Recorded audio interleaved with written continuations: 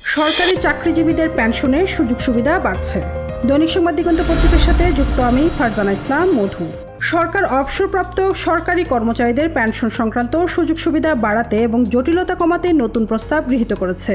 মন্ত্রিপরিষদ বিভাগের সূত্রে জানা গেছে, কর্মকর্তাদের অবসরের পর পেনশন পুনঃস্থাপন, পরিবারের পেনশন ও চিকিৎসা সহায়তার ক্ষেত্রে বেশ কিছু পরিবর্তন ও উন্নয়ন পরিকল্পনা প্রণয়ন করা হয়েছে।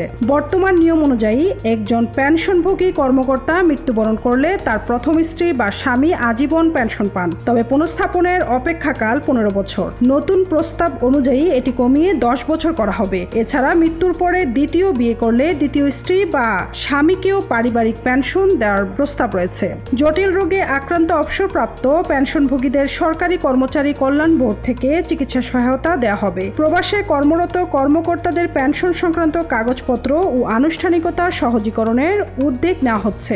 শতভাগ পেনশন সমপূর্ণকারীদের উৎসব ভাতা বৃদ্ধি এবং মাসিক পেনশন পুনর্বহালের সুযোগ দেওয়ার বিষয়ে নির্দেশনা দেওয়া হয়েছে। মন্ত্রিপরিষদ সচিব ডক্টর শেখ আব্দুর রশিদের সভাপতিত্বে বৈঠকে এসব সিদ্ধান্ত নেওয়া হয়েছে। মন্ত্রণালয়, অর্থ বিভাগ, জনপ্রশাসন মন্ত্রণালয় ও সংশ্লিষ্ট কর্মকর্তাদের সঙ্গে সমন্বয় করে প্রস্তাবিত পরিবর্তনগুলো বাস্তবায়ন শুরু হয়েছে। সরকারের লক্ষ্য পেনশনভোগীদের জটিলতা কমানো এবং সামাজিক সুরক্ষা নিশ্চিত করা।